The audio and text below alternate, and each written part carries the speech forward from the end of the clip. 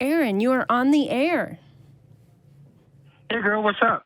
Nothing much. How are you doing? Pretty good. I had two things to talk about. One was a question for Lex, Sure. and then the other was a statement slash, I don't know, maybe commentary for you and Christy. My question for Lex is, just dealing with my own personal, I'm transgender, just dealing with my own personal experience. I'm going to be 60 in about a year and a half. And so, when I came out of the closet and whatever, there was no way I was coming out of the closet in the early 70s. That just wasn't happening. Sure. Okay. And so I've had I've had some negative experiences, which I'm not going to go into because that would take way too long. But I've had a lot of positive ones, especially from family and friends. But my question for Lex is almost, when I heard Lex earlier talking about, dealing with children's questions, whatever. Sometimes I almost feel like I'm the cishet whisperer. Because I get, I work in a very public position. I work for Big Blue Box Mart by another name, and I'm very out and open. And so I get a lot of people who, a lot of times they genuinely, they're just genuinely curious, and that's fine. But sometimes it is just so exhausting to deal with the same questions over and over and over and over and over again. And most of the time people do it with an open mind. They want information from someone who knows, who's there, not something you find on the internet, because, everything on the internet's true. But I just wanted to know if Lex had any sort of similar feeling about having to deal with disabilities in that way. Absolutely. So, I actually identify as non-binary. I sometimes can be a little bit more feminine, but mostly masculine. Although my voice is very high. So I've had a lot of children actually walk up to me and be like, what are you? And sometimes I kind of have to ask some probing questions going, are you referring to like my hair, how I'm dressed, or how I walk? Because I kind of walk with this like waddle. Sometimes it's worse on my bad days. But I'm also 4'6", so people are like, are you an adult or a kid? When I do ask those probing questions, depending on kind of what's going on, essentially I just try to talk to the kid based on where the setting, like if the parents are around, right. That's helpful. If it's super random and they're like alone, I might go like, where's your parent? But really I would just kind of note the fact that so like in a wheelchair, for example, children would walk up and be like, what's wrong?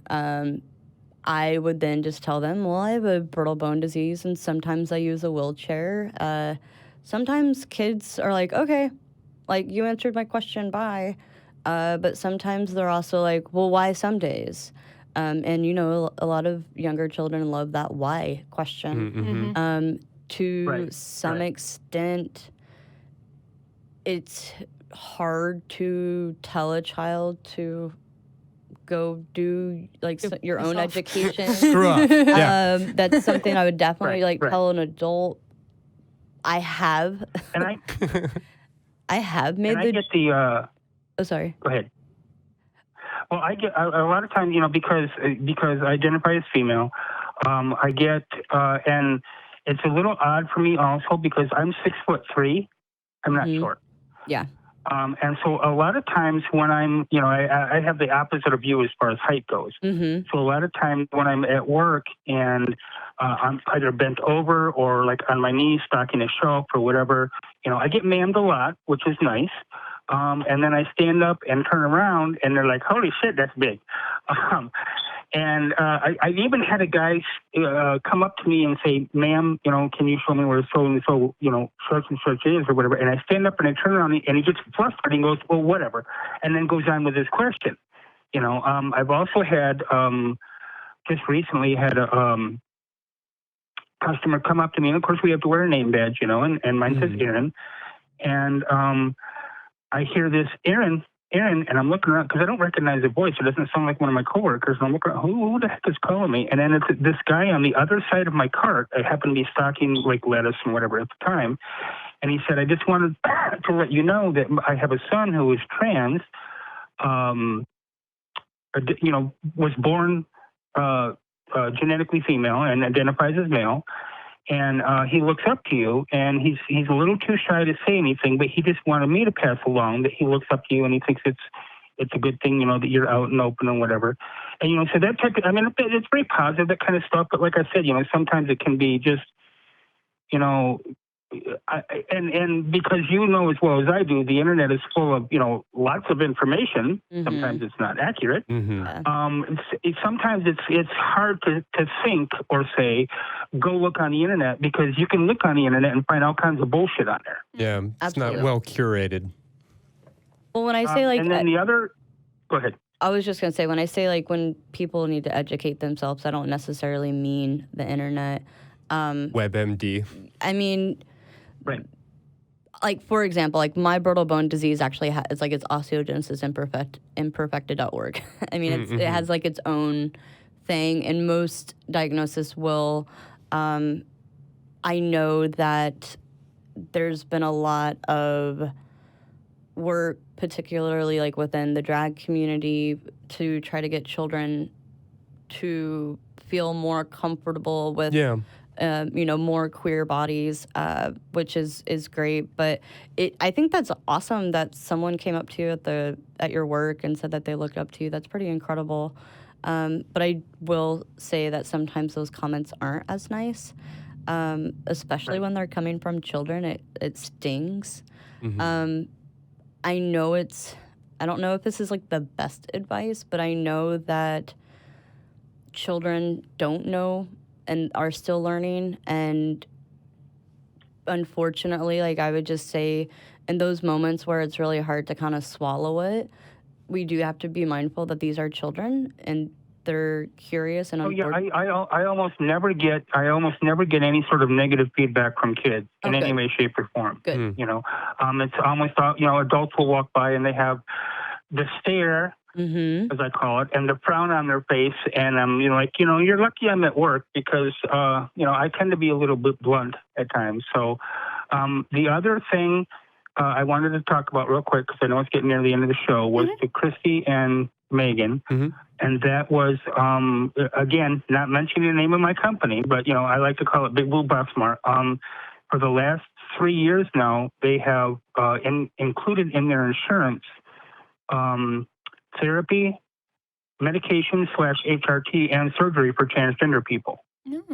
And so tomorrow will be my first appointment with my endo to get my prescription for hormones and whatever, They paid for, I had one therapy session, and sometimes, I've heard people say, it takes 2 or 3 sessions or whatever, but, when I went to them, I said, I have so many issues. I have a subscription. I have chronic depression, and I'm bipolar, and I have ADHD and whatever. But as far as being transgender, I'm out and open at work. I'm out and open with family and friends. I'm out and open on the internet. And so I got the letter, boom, right away. So I just wanted to let other people know out there, and that either in a similar situation to mine or coming into a similar situation to mine. Yeah, I know it's a cliche sometimes, but it is actually truth that it is getting better, slowly but surely. And that when you have more and more bigger companies like that, recognizing that people are people, and it is a positive to them, if nothing else. To the CYA syndrome, it's a positive to them to go, look, we're doing diversity in the workplace and whatever. It's far different than it was in the late 70s, early 80s. Even in the early 2000s, I was working at a local hospital, and they specifically changed the insurance at that time to bar transgender payments or anything to do with transgender, therapy or whatever, because of me, because that's when I first came out. So, it has come a long way, and I just want to let people know that it is getting better. Yeah, and I very much believe that, and I'm always heartened to hear it. But you touched on something I think is super important, which is that a lot of it is covering your own ass. It is about liability, and it is about like legal compliance. And so while I do think that the culture is shifting, I think one of the ways that we continue to force and mandate that shift is through legislation, through, our political apparatus. And so I just want to encourage everybody that even though things are headed in the right direction, and I sincerely believe that we need to continue driving that in the way that we vote, in the way that we fund our campaigns, and just the way we look at our politics. The social and then Absolutely. into political pressure. Yeah, absolutely. Okay, I got to get going off the phone here because somebody's knocking at the door. But so I just wanted to let you guys know, and I love the show, and keep up the good work. Hey, thank you so much. Thank you. Thanks for coming on the show, Lex. Yeah, thanks, Erin. Yeah, it may be an urban legend, but I've heard that in order to deal with his constant celebrity, Steve Martin actually had like business cards printed out that had answers to like the 10 most common questions he was sick of answering. And anytime he would meet somebody that would be all starry-eyed and have those questions, he would just sort of like hand it off. And I'm not necessarily recommending that for you, but I can only imagine the temptation for something like that. Oh, it's definitely, like, I don't want to compare it to like a sales pitch, but it's definitely like a script. Yeah. You know, yeah. you definitely... Your 10-second elevator pitch or whatever. Yeah, because people, either it's like people's look or they flat out ask the questions. You're just like, yeah, here we go. Mm-hmm. And then you kind of sit through the, oh, wow. You're so brave. Yeah, so impressive. Look at you now. And it is true. Like, I have put in a lot of work to be able to go years without breaking a bone. Like, that is something that I do celebrate. Also celebrating being able to walk without any kind of assistance. I mean, I one day will have to go back to those things. That's something that I'm fully aware of. As I get older, everybody's body deteriorates and you start to lose muscle mass, bone density. I have no idea, because the research is so new still, if the medication Fosamax is going to hold out for me long term. What the long-term side effects might be, and all of these things. Yeah, I mean, it's really, really fascinating. I don't even think that they prescribe Fosamax to people with OI. OI is short for osteogenesis imperfecta. So I don't even think that they provide that medication to patients anymore, just because of the long-term effects it had on people with osteoporosis, kind of going back to the squaring of the bone, in that sense. So just to kind of tie it into, it's good to celebrate your success, but at the same time, when you're not really a part of the in and outs of it, it can, and not condescending, but kind of like where people are like kind of oohs and ahs and you're so impressive, and or like health accomplished, like you're done, or you're so blessed, your journey's finished, or that thing. It's like, oh, okay. Like, yeah, didn't put any of the work into it to get better or anything. There weren't any doctors. I'm just so blessed to be doing as well. Yeah. And I think that's why I got so frustrated with we're praying for you. Yeah, the and thoughts I'm like, and prayers. Come on, make me dinner. Yeah, seriously. I mean, while I do my physical exercise. Help with, fundraisers and different things, which I think is a really beautiful way that you've sort of channeled maybe some of that frustration into being an activist and being Absolutely active in the community in those ways. Absolutely. I don't think I would be able to live like my days if I wasn't having these conversations. I don't think I would. I mean, I know that just existing and the world is doing my part, but I do feel very strongly about having these conversations